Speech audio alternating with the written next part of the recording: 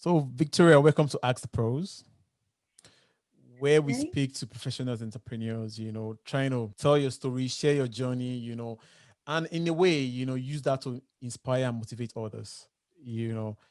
And on this show, we always start from the beginning, which means, telling us who is Victoria, how did this whole thing start for you? This whole cooking business and, manifestation kitchen. And I know manifestation kitchen is relatively new.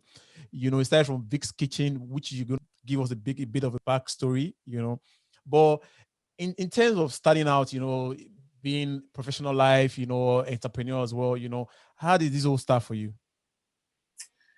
Well, one, I just want to say thanks so much for inviting me here, Kez, and stuff. But we've been talking for a while, and it's taken us a while to get here. So I Yeah. appreciate.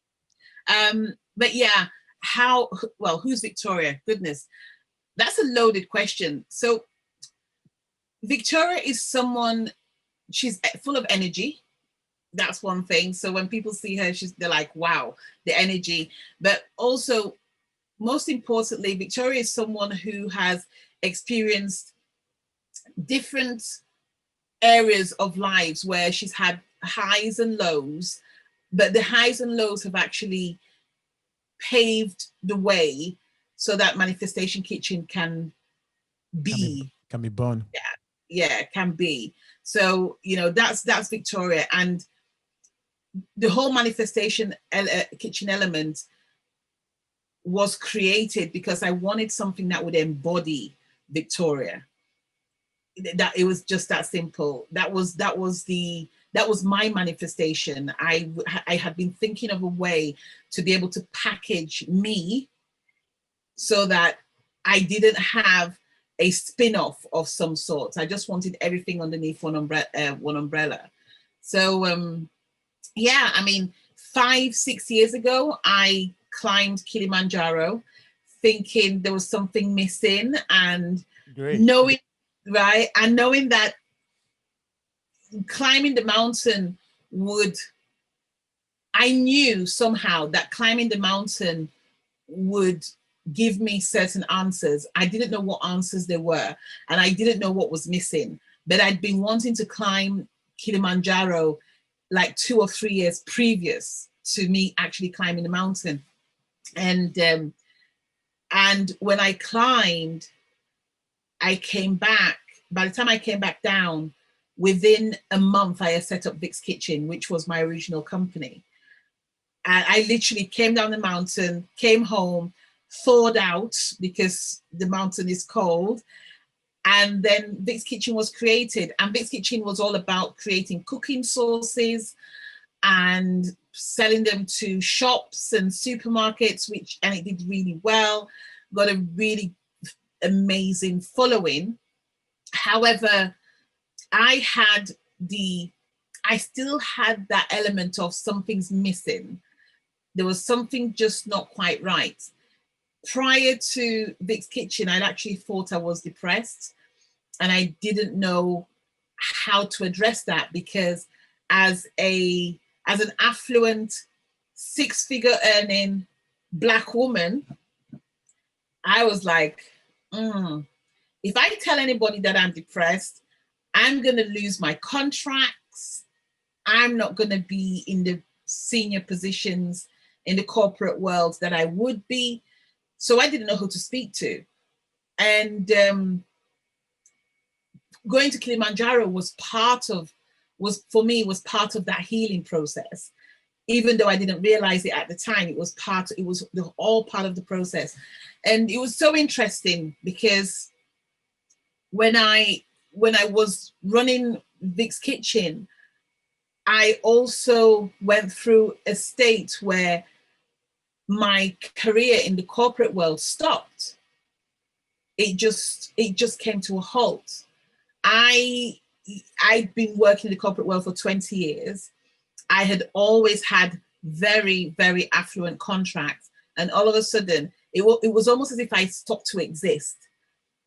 And I don't know if anybody has watched the film It's a Wonderful World, but it's a really good film to watch because it's about a guy who gets shown what his life would be like without him in there. Well, I actually experienced that for real. It was crazy. Nobody was calling me. When I called people, I'd never had to call anybody for a job before. They had always called me. And when I called them, they were nice and polite, but nothing ever followed through. It was the most bizarre 4 years of my life. So I went from earning six figures to earning nothing. So how did that make you feel? Um, Initially, because I still had money, I was like, you know what? I'm going to take advantage of this and just have an amazing time. And I love traveling. So I was all over the world doing amazing things. A year later, I'm like, oh my goodness, what's going to happen? Have I lost my skills? And then so the fear crept in, the uncertainty, oh, I might never work again. But also while this was happening, I was being told or approached by people who were saying, look, until you lean into your gift, nothing's going to change. Yeah. And I didn't know what that gift was, because I thought my gift was heading projects and programs in the corporate world, and I was an amazing cook. But then I started to realize that when I cook for people, people's responses to my food wasn't the normal of, oh, this is amazing. It was like, oh my God, I needed that. Oh my goodness, that, you know. So it was a case of, like the Bible says, your gift will make room for you. So it was that Amen. case, yeah. Amen. Amen. It was literally that. But it still didn't sink.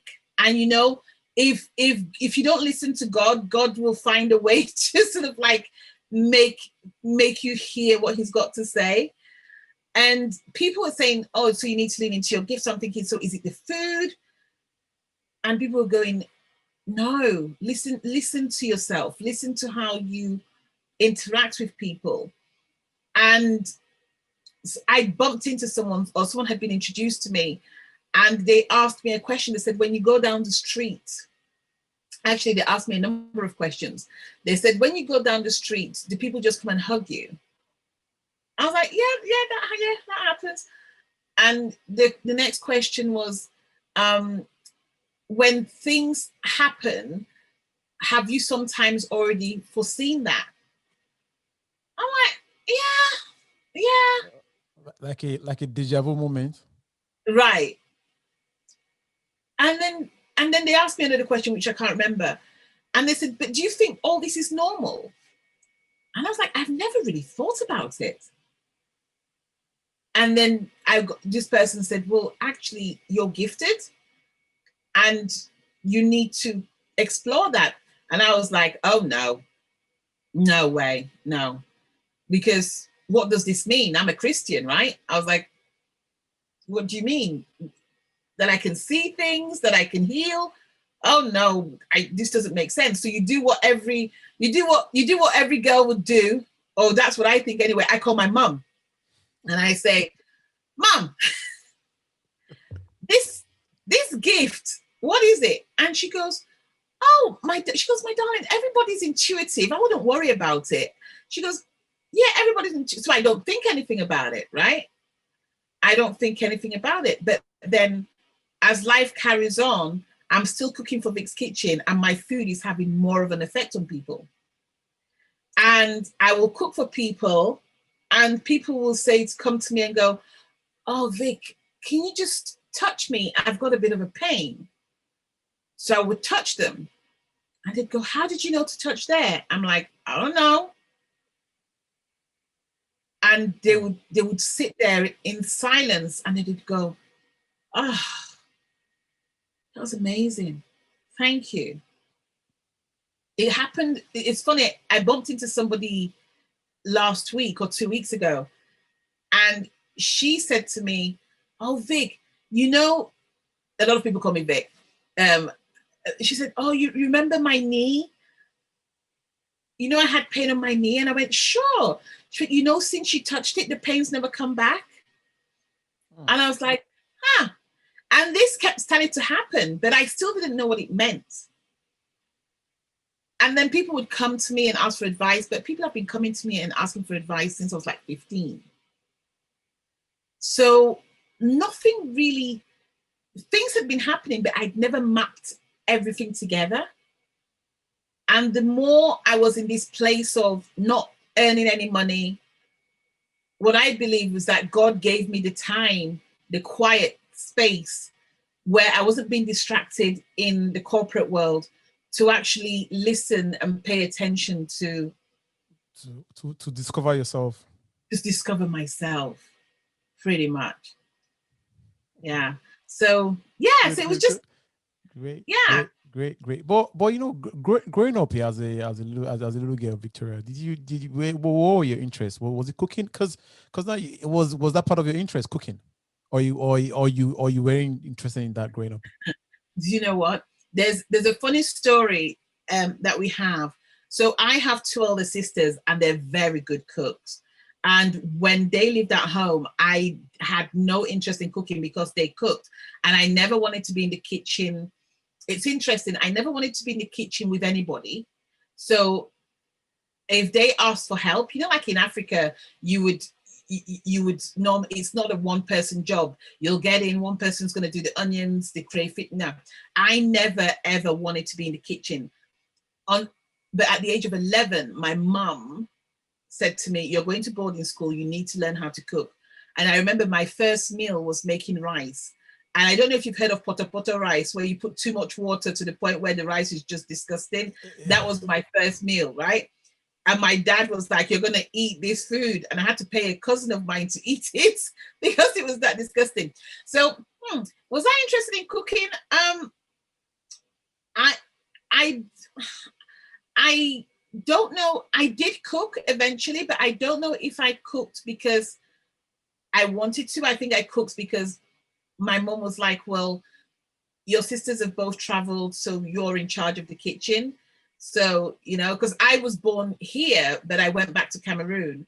So, where my sisters had learned how to cook from a very young age, I started learning how to cook probably from around 11, which in Africa is quite old to learn how to cook. Yeah, I know. So, so I don't know if it's that I had that. What were my interests? The one thing I'll say as a young girl, I think from the age of about 6 to the age of about 18, which was when I was in Cameroon, I gave a lot of people advice. A lot of people came to me. I was the person who would determine how situations would unfold in school, in my peer groups. I was that person. And it's only now that I realize what that was. But at the time, I didn't know what it meant. But yeah, people would come to me if they wanted to be in a relationship. They would come to me and ask for advice. And I had no idea why they came to me. And I don't know even if that advice was even great, but I did. I gave a lot of advice. But people who still know me through those days will say to me, "You predicted stuff in my life that ever ended up happening." And I'm like, interesting. So it didn't start today, it didn't start today. It's been going on for a while. I just didn't know what it was. Cool, cool, Victoria, man. So I know you mentioned something about corporate world and managing projects and all that. So how the project management now, how did you find project management? Oh my goodness. So you want to hear something? So I studied in Manchester, which is where you are, right? I studied in Manchester, and I always worked. I always worked. So when I was at university, I had a 5 day a week job, but I worked at nights. So I would finish my class, which was a full-time university course, and then I would go to work. And the one, it was at the time, Salford University was one of 4 universities in the UK that taught project management. Nobody knew what project management was. Most organizations didn't even want to smell a project manager because the belief was that you were going to come in and tell them that everything they were doing was wrong. So they weren't even interested in recruiting project managers. And my my project management class, I had to miss half of it every week because I had to get to work. I used to work for British Telecom as a customer service advisor. And every time I'd go to work, I had to miss half an hour of project management. So I would go to work from 5 till 10. Then I would drive. I was lucky I had a car. I would drive to my friends' halls of residence, and then I would take notes so that I would be up to scratch for the class. Needless to say, by the end of the semester, I'd failed. I'd failed that particular class. I hadn't failed the whole thing. At this time, project management meant nothing to me. And I was like, you know what? I failed it, but everything else was okay. You know, I was up for a pass. I wanted to get at least a 2-2. So I was like, okay, let's keep on moving on this. And then out of the blue, the lecturer, who I was very close to, decided that he was going to run summer classes for £10 a session. And those summer classes were going to be project management classes. I don't think he's ever done them since, and he'd never definitely done them before. So I was like, well, I'm working, I can afford £10, I'm on this. And I remember him teaching one day, and we were doing network diagrams. And a lot of people in project management these days don't even know what network diagrams are. But honest to God, is the best way to learn project management. And I remember screaming in class. So this is the life of Victoria. I scream in class and everybody goes, what? And I basically said, I have found what I am meant to do for the rest of my life. And everybody went, what? And I went, this is it. I was like, this is it. A light bulb moment. It was as clear as day. And what's so funny is it was true for about 20 years, and then it wasn't true. You know, it changed. But there is nothing on project management that you can ask me that I don't know the answer to. I can wake up in the middle of the night and talk about project management. I'm so passionate about it. I was an advocate for project management before it became this high paying profession that people now have. And professionally, I've just been very successful and very lucky because I leaned into it. But what I didn't realize is that when I used to walk into an organization and look at a project and go, that's not going to work, that's going to work, that's not going to work, I now realize that that was my intuition working with my job that I had never, ever known existed. So again, it didn't start today. This has all been, you know, a way of, you know, God's plan, if you want to call it that, right? Yeah, great. Well, I know. Okay, now you spoke about your cooking thing, project management as well. You know, so when did you know that you had that entrepreneurial skill? You know, like you've gifted in terms of turning your passion into business, because cooking now became your passion, right? It was, yeah. Cooking became more of a passion. It became something. So I describe my cooking. It's like watching the hands of God work. It's an out of body experience for me. I can literally visualize a meal and I can create it from scratch. I wouldn't call myself a chef. It just literally comes from the soul. And the whole food thing, I didn't know that I was an entrepreneur. I didn't think of that. I actually used to go to a yearly party, and every time I went to that party, I would take food, and everybody else would take alcohol, and I would always make a dish. And as the years went by, every time this party would take place, people would start saying, well, Vic, can you make sure you bring the chicken? Vic, can you make sure you bring the pepper? Is Vic coming? Can Vic bring the rice? Can Vic? So it became a thing where people were placing orders, and it wasn't even my party. And then one day at this party, someone who I know actually walks past me, holds this bowl of sauce in her hand, and she says to me, you should sell this. And that was it. It wasn't like, oh, wow, I'm going to be good at business. She was just like, you should sell this. And I think by that summer, I had created my first ever jars of cooking sauces, and I was selling them to friends and family and anybody else that would buy.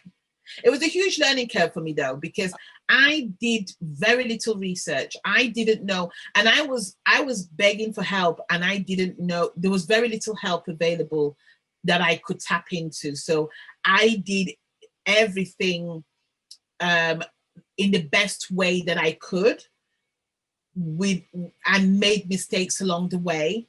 But one of the biggest learning curves for me was that I listened to people. So people would say to me, why don't you try this out? Why don't you try this out? And I remember on one occasion somebody said to me, you should start selling in the farmers markets. Now, if anybody has sold in a farmers market, it is not easy work, because you have to get up early and you have to get your produce down, you have to set up a stall. It's a lot of work. And I did that. I remember doing it once, and I thought, this isn't as glamorous as I thought. But I did it again for a year. I did it for a year in my business, and it was the making of me, because it showed me how much I respected my brand and how much I believed in it, to be able to get up to work 5 days a week, managing over 100 people in my team, and then and at the same level, get up on a Saturday morning or a Sunday morning and load my car, go to a farmer's market and sell in the rain, cold, sun, snow, whatever, and sell, and then pack again and go home and then be ready for work on the Monday. Yeah. So for me, it showed me how much tenacity I had, you know. But I think one of my biggest learning curves was being asked by the Ideal Home Show to sell there. And the Ideal Home Show, the first one I did, my first ever gig, was an 18-day, 10,000 people a day show. Wow. And yeah, that was tough. But I sold and sold. I think we sold over 3,000 units. And I was running out of stock, and I had to go home and cook after a 10-hour day, and then bring more sauces into the show to sell. It was crazy, but it was just one of the best experiences of my life. So yeah, so is it a passion? For me, it's a spiritual leaning, and I'm grateful for it. Wow, great, great. But all this was done under Vic's kitchen, right? All that was done under Vic's Kitchen, which is now closed. So that, yeah, so that comes my next question. Now, manifestation kitchen is not the new thing for you now, you know, Yeah, and you're pushing that right now as your brand. So yeah. what made you close Vic's kitchen? Well, Vic's Kitchen, as much as I love her, um, and when I say I've closed her, she's resting right now, right? So I still own the brand and everything else, so she's resting. But she just, I was trying to, it was almost like I was trying to take a square peg and put it through a round hole. I was trying to take all the healing work that I was doing and putting it into Vic's Kitchen. I was trying to do, I was trying to do all um, the coaching work that I was doing and putting it on the Vic's Kitchen. And it just didn't seem like that was the essence of it. And I realized that the more I was working, it became more about, not more than Vic's Kitchen. It became more about me, the brand, but everything else that I've gone through, everything that I've experienced. And that was really important, because there's nothing that I teach, there's nothing that I work with that I haven't experienced myself. So it was important that I had an umbrella. I had sort of like an umbrella that would represent all of that, not just the food element. And as you can see from the logos, if I move there, you can see the logos. As you Yeah, can see from the logos, you've got the fires, you've still got the spoon and the fork, you've got interesting. my name, right? So it encompasses everything. The only difference in this is that there are no products, there are no there are no sort of like jars of cooking sauces anymore. And with the times that we're in, and also, you know, a way forward for Vic's Kitchen, who knows? Who knows? But right now, this encompasses all of me. Okay, great, great. Well, you know, it seems you're very busy, you know, work and your business as well. You know, how do you stay creative? You know, and I know cooking has a bit of creativity into it as well. You know, how do you stay creative and bring out the good recipes and the good taste as well? You know, and the healing process as well. Um, so I'm very much, so I have a structure in the morning, and it's something that I teach, and it's something that it has taken me through. It's taken me from a six-figure salary. It's taken me from where I was in my six-figure salary, where I earned nothing, back to six figures, right? So I'm back to my six figures and working on seven, right? Okay. And this is the way I see it. When you wake up in the morning, I have a structure where I give gratitude for everything that I have. So when I wake up in the morning, I see trees. All my windows are kissed by trees. I actually manifested this home. I prayed and asked for this home one night. And within 12 hours, I woke up and there were 4 missed calls with somebody saying to me, oh, my uncle has this apartment exactly in the middle of Enfield, which is what I prayed for the night before. And the question was, do you want it? So wow. I have a structure where I give gratitude, but then I pray. And when I say I pray, one thing that I realize, and it's as someone who was brought up in the church, I think it's very easy for us to, when we pray like a robot. So if you say to someone, oh, the Lord's Prayer, for example, we say it and sometimes we don't think of the words. I lean into my words and I have practiced leaning in. So when I say our Father, I go in and understand, what does our Father mean? When I say hallowed be thy name, I actually go in and understand what hallowed be thy name is. And then at the end, I will do all my other prayers. I will pray for my business. I'll pray for everything else. But then most importantly, I then go into my manifestation mode. I ask for stuff. So after I said thank you, then I start asking. So it's quite interesting. It happened the other day. Have I still got this? It's really interesting. I've got a crazy amount of paper on here. I can see it. So I went to bed the other day. I was really tired. And I couldn't figure out what content I wanted. So, but my body was going, oh, and I could feel myself. And I'm like, no, I need to stay awake. And my body was just going, you need to sleep. So, and I was like, but I need this content. So I literally, before I went to bed, I was like, please God, I just need this content. I don't know how it's going to come. I woke up a few hours later. I don't know if you can see, but I wrote all of this. Now, I am not a writer. I am not a writer at all. Can you see all that? Yeah, I can see. I can see that. It was like a download. It was like a download in about, it took less than 60 seconds. And I just wrote and wrote and wrote. And that was content for about 6 days. That's how I get creative. And that's what I teach people. I teach people how to connect to their higher selves, because we are all programmed. We are programmed to have our hair like this. We're programmed that we need a logo, you know, for our businesses. We're programmed that we need a mic and we need a bookstore and we need to have a, you know, we're programmed, right?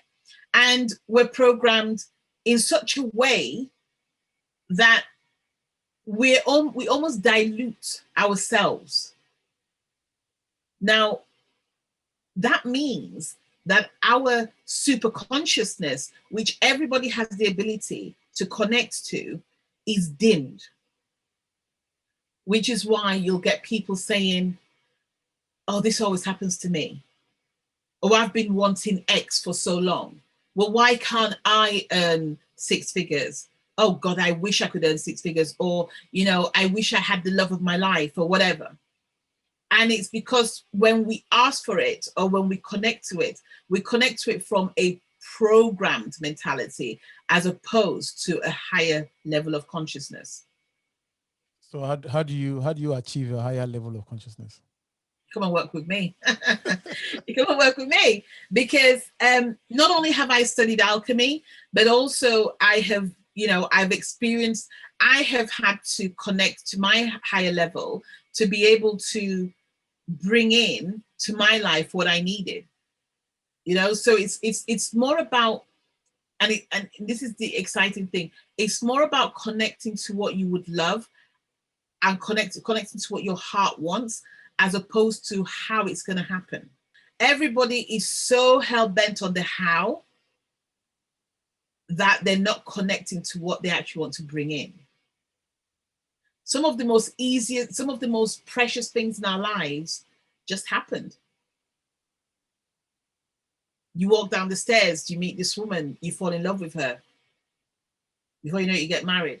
Nobody told you that, oh, if you walk down the stairs, you're going to meet this woman and fall in love with her. Like me, a friend of mine was, what was she doing? She was trying to invite me to an event and I didn't want to go. I really didn't want to go. She was messaging me all the way from Cameroon. She was like, girl, this party is going to be amazing. Come. I didn't want to go. I walk into that party or into that event a week later. I meet someone who I have briefly connected with, don't know her well, had no affinity with her whatsoever. And within 30 minutes, she offers me a $75,000 ticket to go to an event in the States. There is nowhere that says how that's going to happen. Wow. See what I mean? That's great, man. I think for me, I think when something is I think the things that come to you should be easy, shouldn't be hard. You shouldn't work too hard for certain things. That doesn't mean you shouldn't put in your best or putting your all into it. But I just feel that there's same things that God wants you to have, and you don't really need to work hard for it. Like you don't need to hustle and struggle. That's my take anyway. Yeah, I agree. I think what it is you have to put in the effort. So you go back to you reap what you sow, right? You go back to you reap what you sow. However, if it's too much of a pull and push, one of the things that I teach people is, well, take a moment and ask yourself, why is there so much of a pull and push? Because is it that there's something that you're missing? Or is it that whatever you're going for just wasn't meant for you? Yeah. Yeah. So I think we have to, I think we work hard, but I don't think things are meant to be painful and difficult, Yeah, you know? But that's the word. Yeah, that's it. yeah, one of it was so funny because when I wanted this apartment, honest to God, it happened within 12 hours. I prayed for it. The next morning, there was 4 phone calls telling me there's this apartment available. It was so simple. It was effortless. At the time, I was almost homeless, believe it or not. And this is something else that, and I love telling this story because as an African, especially, it's almost like you, what? Where's your family? Where's this? I literally, I was almost homeless twice, seriously. So where's your And mom? Where's your dad? right. But I remember one night, so I went to stay with a friend, a family friend for about a week. And when I got there, it was the same night that I actually prayed for this apartment. And then the landlord called me and said, look, it's going to be a month before you can move in because we have to clean it out and blah, blah. I was like, okay. I was like, is there no sooner? He went, no. And where I was staying, as much as I was grateful, I knew that I couldn't stay there. I just knew that I couldn't. So again, I got on my knees and I prayed and I said, listen, God, I need a new home. I need somewhere, and I need somewhere that's comfortable for me. And I went to bed, and as I lay down, my text message pinged, and someone sent me a message and said, I'd forgotten to tell you that I have the keys to this penthouse in London. It's Wow. free. Do you want it? I need to tap into some of those miracles, man. The miracles are unbelievable. Or or me coming back from this, me going to the States for 3 weeks and end up staying there for 3 months because I get flown around the country, no expense to me. I just keep on getting invited and having business deals, and Vic's Kitchen getting more and more clientele before the COVID pandemic. Or me coming back and a friend of mine who's a mechanic, when I sold my Q7. So I bought a brand new Q7 when in my early days and had it all designed for me. And then when things became challenging, I sold it. And this guy basically went, whatever car you need, just come to the garage and take one. And he gave me a car for a year. Wow. And I eventually bought a car from him. But then a few weeks ago, I took my car in for servicing. He gave me a courtesy car.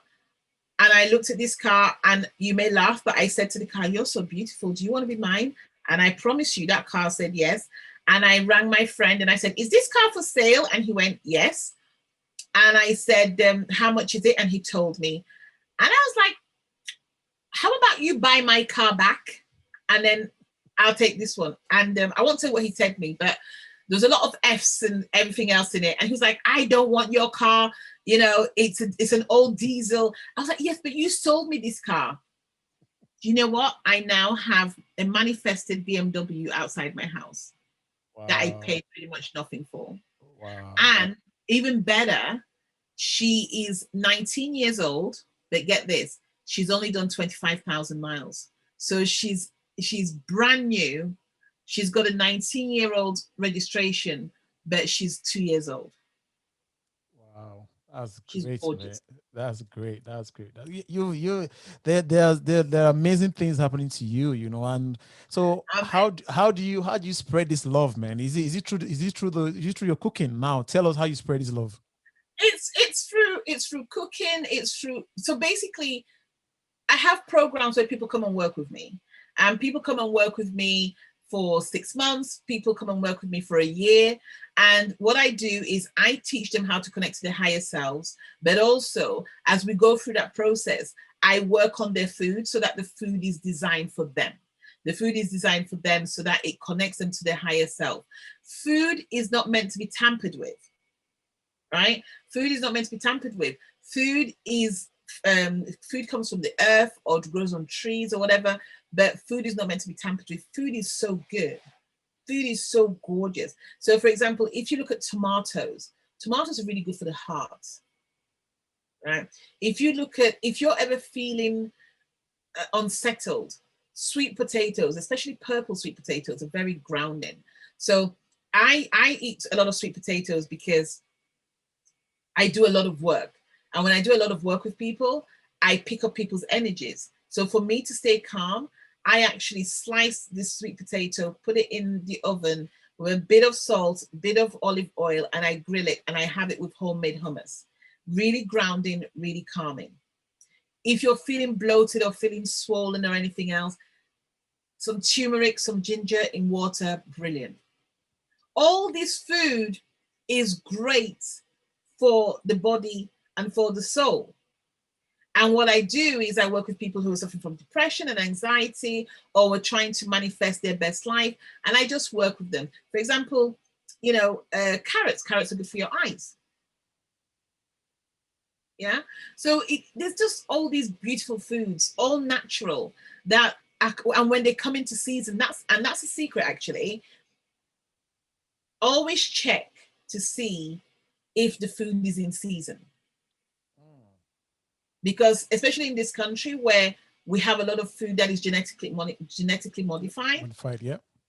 if you have to be careful because it may not have the desired effect. But when food is in season, then more than likely it will digest better and it will heal better. Good, good, good, good. And you just launched a manifestation kitchen now, So how's that going in terms of the launch and getting awareness and letting people building that community? Because you're building this new community now, So how's that going in terms of reaching out to Do you people? know? It's going really well.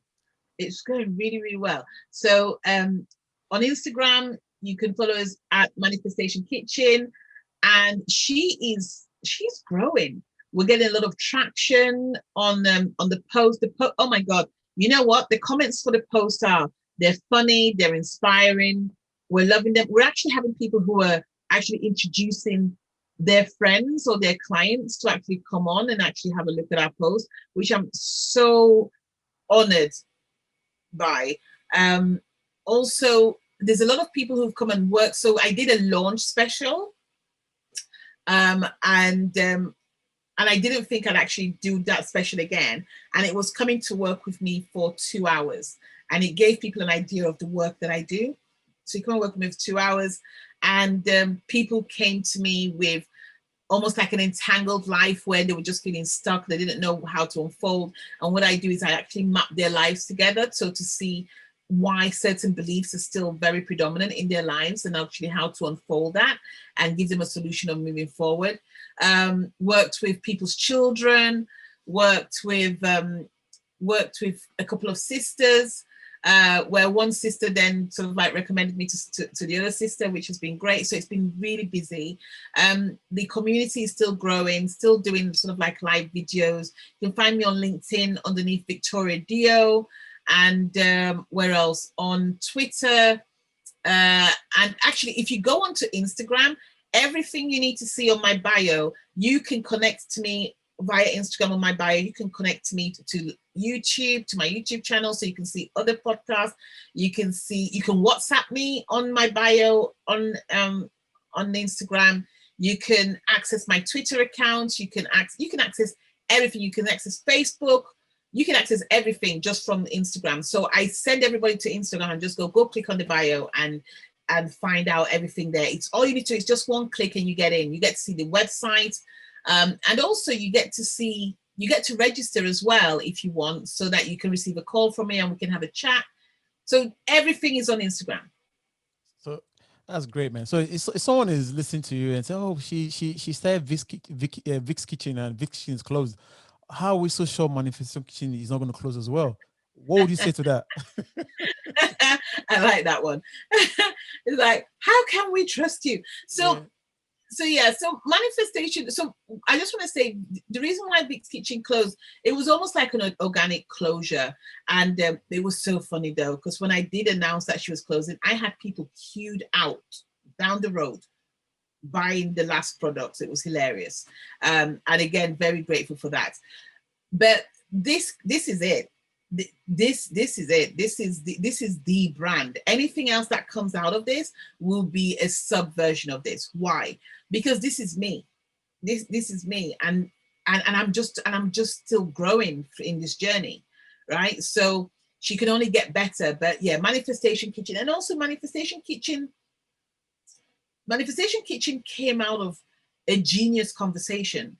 She came out because she was intuitively connected to. Vic's Kitchen was, well, it was obvious. It was me, and then it was my kitchen, right? It's like anybody can be Vic's Kitchen. And actually, if you look around, there's no other Manifestation Kitchen out there. This is it, right? And there's a reason for that. There's a reason for that, because what goes on in here is pure and absolute magic. And when I say that, I'm talking from every single pore of my being. I mean, I was telling you that this dress came from Africa a couple of days ago. Who knew? It's almost as if I had planned this for years. Just look at the state. Look at me. Look at it. You couldn't make this up. This dress got made for me a year ago. Wow. Yeah, this only got to me on Saturday evening. You and I had planned this interview probably about 3-4 weeks ago. Yeah, we canceled, and And we cancelled, and then we did again. So my point is that everything that is happening here is complete divine intervention. it's good, man. Complete. It's Let me good, tell you an man. interesting story. Have we got time? Can I Yeah, tell yeah, you? yeah, yeah, yeah, yeah. Go on, go Let on. me tell you an interesting story. So you know how I told you about the woman whose leg I touched, and she said, "Oh, that the pain never came back." She actually saw me before saying this. She actually saw me in a shop, and she walked in and she went, "Oh, you're here." And I went, sure. She went, no, I mean, you're in the UK. And I was like, where else would I be? She went, US. And I was like, okay. No, I'm back. I've been back since March. I'm back, you know. And she's like, no, she goes, but I had this feeling the other day that you'd left the country. Now, this woman and I are not close. Hmm. We like each other a lot, you know, we say hello to each other, we support each other, but we're not close. And she says, and then she says to me, I'll be really surprised if by February you're not back in the US. And I'm thinking, girl, there's a pandemic. And then she's talking and she says, and then the other woman who owns the shop says, I know what you mean. You know, when you see someone and you just think they're passing by? I was like, ladies. And they're like, no, we just feel like you're meant to be back in the US. And then I saw some friends last weekend and I told them about it.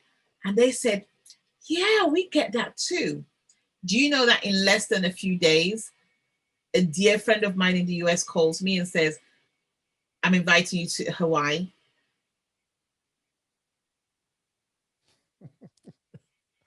That I'm is still, I'm still shocked, man.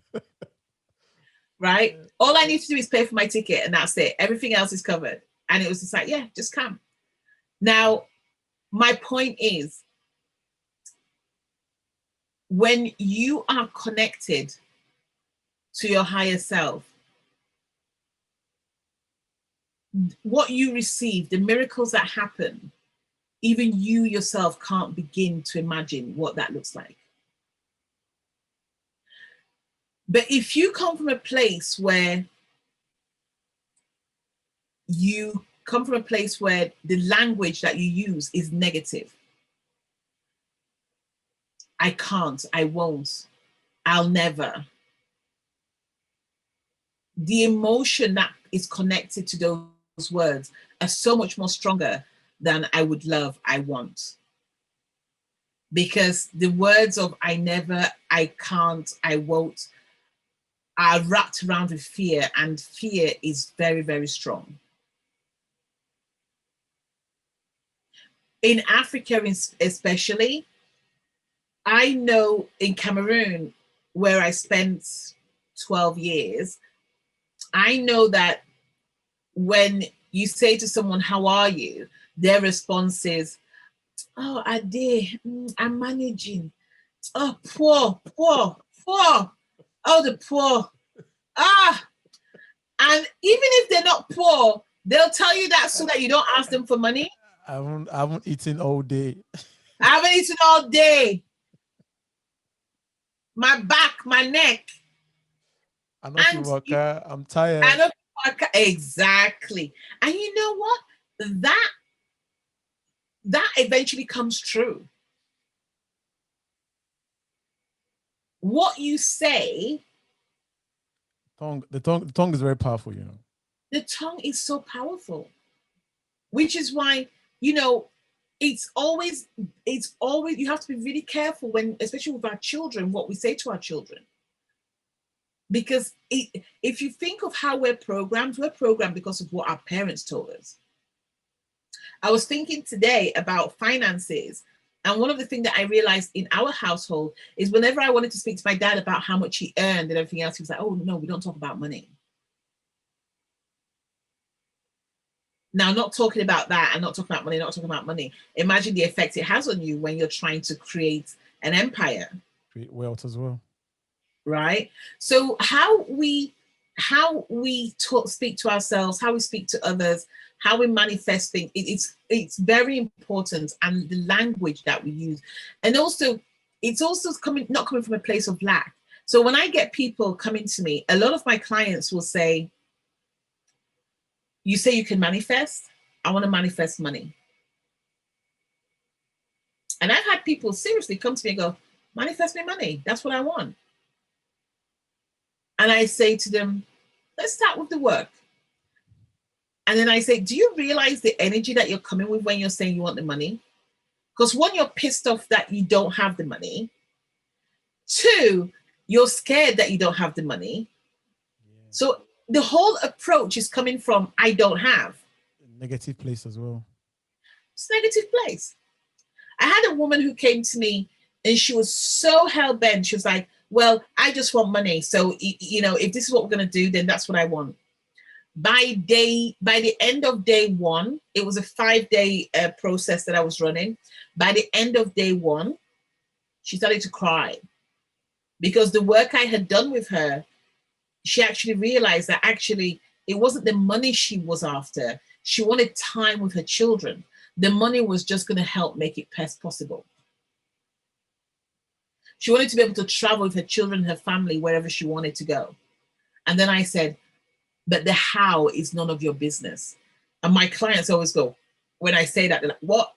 The how is none of your business. Because 2 weeks ago, somebody's telling me I'm meant to be in America. There was nowhere in that handbook that a friend of mine was going to offer me a trip to Hawaii. We have to, everything we need is within us. Everything. We don't need anything else. We just need to use what we already have. We just need to use what God has given us. And that's why I'm here. I'm here to say, use what you've been given. Use your ears, use your nose, your eyes. But people can also say, "Oh, Victoria, I listen to you good, but how can we know? How can we use those things? How do we locate those things? How do we use those things? Because someone might be lost, like totally lost, and finding his or her way. How do you get to that destination? Yeah. So it's a process, right? It's a process, and it's something that if I had to explain here, I would probably be here for like, how many hours? Let's say 2 times, so 12 hours, right? We'd be like, no, not 20 hours. I'd be there for 20 hours because I would have to show the experience of working with someone. So what I would say is that if anybody has any questions, let them just contact me on Instagram and book a call with me. I do offer free 15-minute conversations where you can have a chat and decide what it is that your need is. But the truth of the matter is, everybody's need is different. Everybody's recipe is different. So what I do with people is I actually help you create your recipe, because my recipe is different from yours. However, there are key ingredients that go into each recipe. So for example, if you're looking at bread, right? If you want to bake bread, you know that you have to have yeast, flour, and water, right? You know that, those 3 things. So in those beliefs, I say you have to have belief. Faith. Yeah. And you also have the willingness to do it. Because you could have all the faith in the world, and faith is relative. But if you don't want to do it, you don't want to do it, you're not going to do it, right? So those are, and I move those ingredients around a bit. But then when you make the bread, some people will put olives into the bread. Some people will put fruits into the bread. Some people want the bread plain. You want a wheat bread, you want a white bread. Right. And those are the ingredients that I work with you to actually create. Because you hold that. Do you know how many times people actually get the most amazing things? And say, for example, you get a contract, an amazing contract, you get a customer, and you get that customer, and then within 2 days, that person calls you and says, I've changed my mind, and it just falls.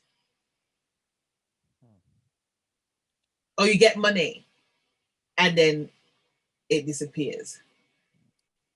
And whatever it is, it just falls. And what I say to people is, I teach you how to manifest consistently. So you hold it so that irrespective of whether there's an earthquake, a storm, whatever, COVID, you're still holding on to it.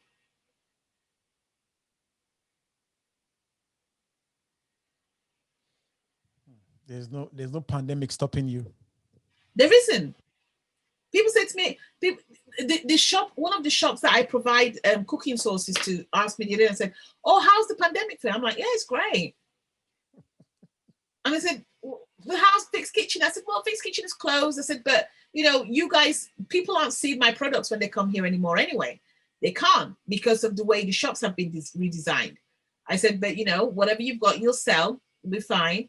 By the time we come out of this and stuff, then Vic's Kitchen may have gone through a whole new rebrand, and she will just be for products. She won't be to do with anything manifestation or healing or anything else. And people go, oh, I go, yeah, because I am manifesting the life that I would love. But it's taken for me to go through understanding what my purpose is, because everybody's put on this earth for a purpose, and it says that in the Bible. God has given all of us a purpose because he doesn't want us to go hungry. You see what I mean? I have a niece, God love her, she's amazing, gorgeous. She is the most amazing hairdresser ever. She doesn't want to be a hairdresser, she wants to work in social media. And she goes, but I'm broke. And I'm like, your gift is there and you can earn whatever you want. She's in the States. I'm like, you can earn whatever yeah, but I want to be in social media. Okay. She can also do the hair thing and be on social media as well. Again, that's where the willingness comes in, right? That's where the ingredient of willingness comes in. And all of us who were, myself, I found my purpose. Yourself, I don't know if you have, but there's people going to be listening to this going, what was I put on this earth for? And that's one of the other things that I help people find. I help you find your purpose, because everybody was put on this. All of us have a skill that we were not taught. We were given it when we were born. But because we've been programmed, we've either lost it, forgotten it, or we've listened to people who have said, no, that's not good enough. Yeah, because back home in Africa, you being from Cameroon, I from Nigeria, it's always a case of you want to work in the office, you want that corporate life. But really, it might just be that you were put on this earth to be like a good technician, a good electrician, a good plumber, a good gas engineer, Cleaner. a good cleaner, and we just let the things we see in the environment, change our mindset and our thoughts as well, because you see your friend, wearing a suit, going to an office, Canary Wharf, carrying a bag, laptop and all that. You're like, oh my God, I want to be that as well. But your gift can just be, you're a good cook, Right. But our parents, our parents and the culture at the time, if you had said you wanted to be a cook, I remember my mom saying to me once, she was like, so you're literally, after all the degrees you've had and the jobs that you've had, working in the corporate world, you're going to sit there and make pepper. That was what my mom said. She goes, you're going to sit there and just make pepper. And it was only when she looked on social media and everybody was interested in Vic's Kitchen that she, oh, Vic's Kitchen is really good. It's the same as, but there was a time when if you had gone to your parents and said, oh, I want to be a footballer, they'll say, my friend, get out. Football anchor. And then it's only now that footballers are earning millions. They say, my son, the footballer. That goes for the comedians, people into tailoring as well, making clothes, they want to see this validation. Back then there was no validation, but now they see a lot of validation and things are manifesting, and they see these things all over, and they say, oh yeah, oh that's great, that's good, oh you can do that, that's good. Exactly. So, but we all need to tap in. I had a client who came to me 4 years ago. He was completely depressed. His marriage wasn't going anywhere, and he came with his wife to come and see me. And we did some work, some intuitive work, and I asked him. I was getting a message that about drawing, so I said, "Do you draw?" And he said, "No." And his wife said, "Yes, you do." And he goes, "No, I don't." And his wife went, "Well, when you used to work for the car company, you used to do their drawings." And he went, "Oh, yeah. But that was work." And I said to him, "Draw." He went, "Draw what?" I went, "Draw." This guy went home, and the review he sent me was unbelievable. He was like, "Vic," he goes, "I don't know what you've done or how you did it." He goes, "But this drawing has just freed me up." Now on social media, when there's pictures of him and his wife, he's genuinely happy. Now, I don't know if he made money from the drawings. I don't think he did. But finding your purpose doesn't necessarily mean that you have to make money. go and make money from it. It's about one, finding your joy, but two, connecting to your higher self. I have a guy who I'm working with right now, in the corporate world, and the corporate company asked me to work with him, to do this work with him. So taking intuitive work into the corporate world. And this guy has worked for the company for years. And when I saw him, he was just beautiful black guy, but he had no confidence. And his job was just about surviving. He couldn't tell his family what he was going through. So he was low. Do you know, after about, I would say, maybe about 10 sessions, if that, he has now found his purpose. And somebody who didn't think highly of him at all said to me, oh my goodness, he's completely transformed. They'd received feedback from someone else had mentioned it, and then it came to me. And only because this guy had found his purpose, and he's like a different person. His marriage is different. His interaction with his children is different. His relationships with his friends, with his colleagues is different. Finding your purpose enables you to connect to your higher self because it's effortless. When you are living in your purpose, you get given flights to go to Hawaii. You get given cars to be at your front door. You get given things without even asking. I woke up this morning to somebody offering me a huge amount to do a huge amount of work for my business. I hadn't asked for it. I wasn't commissioning for it. I wasn't paying for it. They were just offering. That's the sort of stuff that happens to me continuously. Great, man. Great, man. It's good, man. It's good. It's good. Well, I think before we round up this, I think you mentioned something about there's a time where you were kind of like lost, you were depressed, and stuff like that. If someone is going through that right now, and someone comes to meet you and say, Vic, I have issues, I'm going through this, and what would you say to that person? Well, it's again, I would invite them to come and do some work with me. Why? Because a lot of this work is really confidential. A lot of this work is confidential, but trying to understand what that actually means. So how is that manifesting in people's lives? So when I got told I was depressed, the response was, you're not depressed, you're just not connected to your purpose. So it's understanding what that actually looks like, because depression can come in different formats, right? You've got people, when people are depressed, there's obviously a history connected to it as well. So you almost have to break those relationships, those mental relationships with things that have happened, but also to see how that manifests in their life a lot, because sometimes how can I explain this? Okay. So a lot of the times, especially when we're feeling down on ourselves and depressed, we don't think that we're good enough, which means that we can get offered some of the most amazing gifts. We don't see it as gifts. And which means that when we actually receive something, we tend to sabotage that. We tend to create, either we think it or we act it out so that it doesn't come towards us.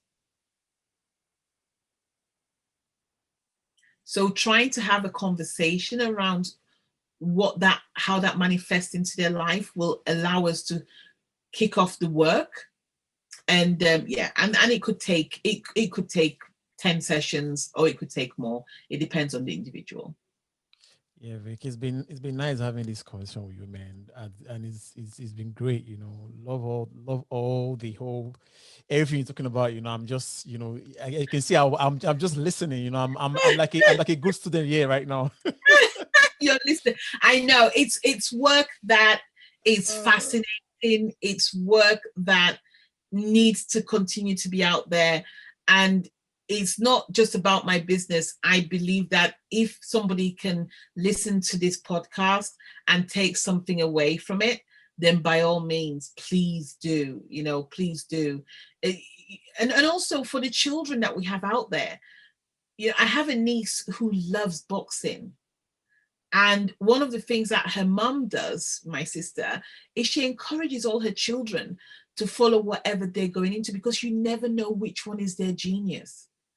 The same niece, you can give her any math problems. She's only 10, but you can give her any math problems and she'll give you the solution. Like literally, you'll mention a math problem and she'll be sat at the table and she'll just tell you the answer. But it's so interesting that the woman who she's named after is my mum, and my mum was a banker. And my mum does the same thing. There are no coincidences in this world. I believe that people who come through your life, they're either there as a blessing or as a lesson. There are no coincidences. When you walk out of your home, whether you take a left or right, there's a reason why that happened. There are no coincidences. And the more aware you become of all these things, the people you speak to, the food you eat, the decisions you make, there are no coincidences. Which is why whenever there's a decision, I pray about it. I ask for guidance, because I know that my ego, whether it's my fear or my overexcitement, could decide to actually make up my mind for me. And I try and make sure that the decisions I make are the highest, come from my highest level of consciousness. Great, man. Great. Love this whole conversation, man. It's great, man. You know, well, what would be the last? What would be the one thing that you want someone to take away from this? Like the one thing. As I listened to Vic, and Vic said this. What would be that? What would be that thing? I would say that if nothing else, connect to your purpose, because your purpose is not about you. It's about the rest of the world, because as long as you are holding on to that purpose, then you are cheating someone else in this world from taking advantage of the gift that you have to provide. Great. Love it, man. Someone wants to get in touch with you. Where's the best place? And I know you mentioned your social media and all that, but just for the Instagram. Instagram. Go to Instagram. Honest to God, go to Instagram. I have created such an all singing, all dancing bio on Instagram. Go on Instagram. You can WhatsApp me from there. You can message me. You can access me from Facebook. You can do whatever you want from Instagram. I'm on there. You can message me, call me, the lot. You can do all of that from Instagram. So just connect me on Instagram and go to my bio. Manifestation Kitchen. It's great, man. It's been nice having you, and grateful So much. that you're on the show. You came on the show. We connected, and hopefully, we'll build a good relationship. And stay friends for a long time. And I, and and I, and I also have give me those manifestations as well. I want some of them. there's an ulterior motive to this relationship, huh? Is that you just want to be my friend just because you want the manifestation? No, because no, it's not because of that, that's what comes with you. That's you. So if I'm being your friend, I'm having that as well. I'm into that. No, it's a wonderful place, and I'm honored. And thanks so much for giving your time, the space, your audience to actually be able to pass on this message. And hopefully, like I say, if it just transforms one person's life, then our work here is done. Yeah, definitely, man. 100, man. Nice one, Victoria, man. Good. Thank you so much, Kez.